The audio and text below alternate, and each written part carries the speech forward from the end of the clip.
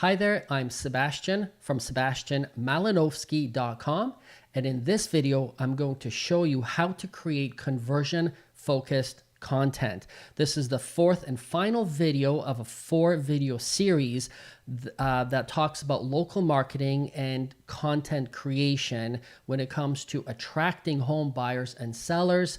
I've created a 28-page presentation here that I will be presenting this fall. I've been lucky enough to have been chosen as a speaker to train agents on how to do exactly what I'm going to be showing you how to do in these video series. But of course, we're not going through all 28 slides. I'll pull out 3 or 4 that are relevant to conversion content.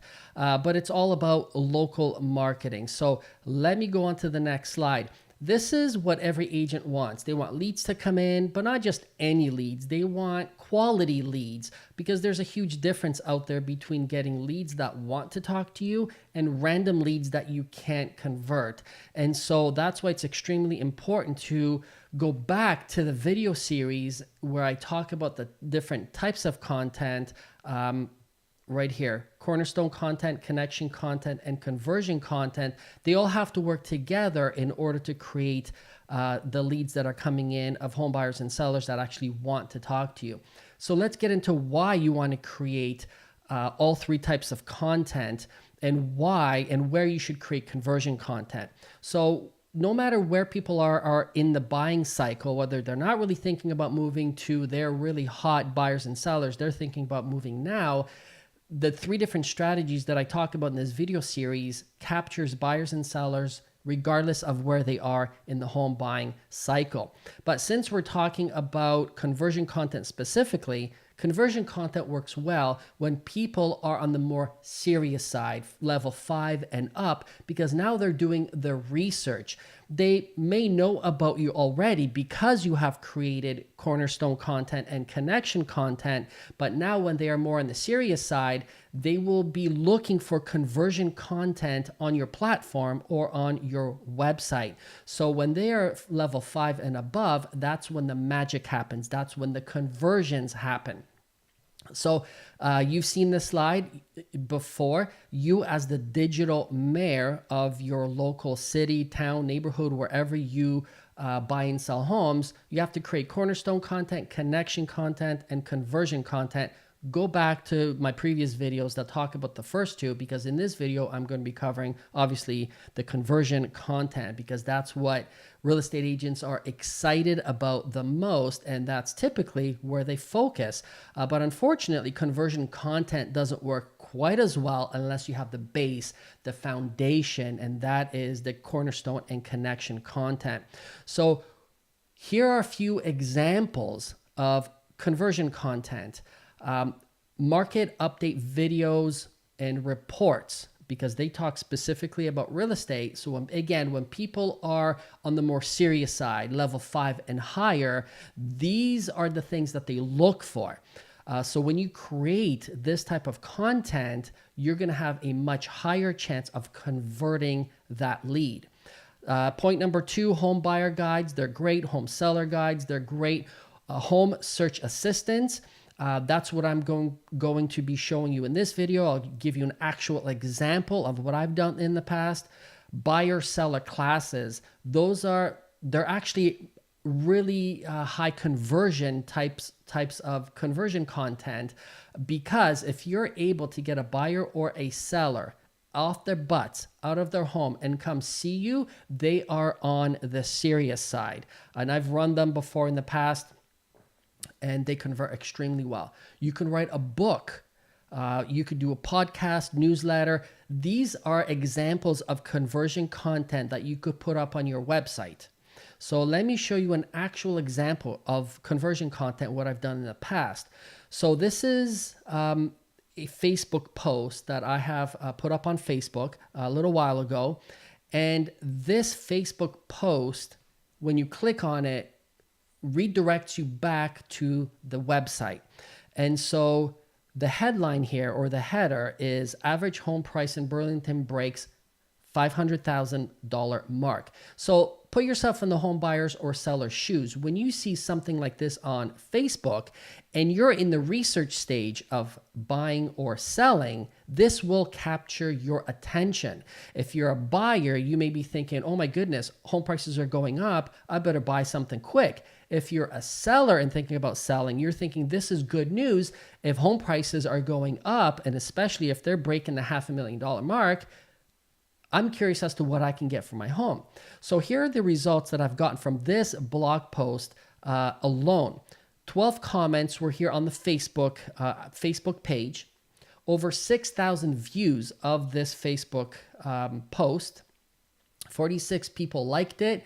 36 shares. Now check this out. Many were agents. There were real estate agents that were looking at my content that I was creating, producing, and they were sharing it. Why? Because they're not creating anything. All they know how to do is share other people's content.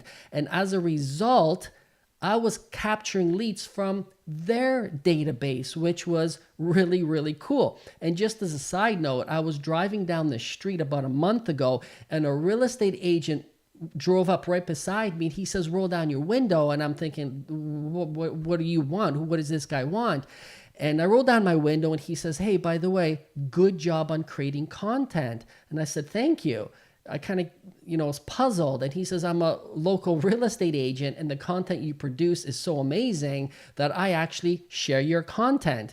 And that was kind of odd, I guess. It was awesome and odd at the same time, because I don't know why another agent would share my content, but it was awesome at the same time because he did share my content. And he says, keep up the good work because you're creating great content. I'm just sharing it with my database, which is awesome. So I'm essentially going into their database, handpicking buyers and sellers and yanking them out, which is cool. And that's another reason why you should create conversion type content.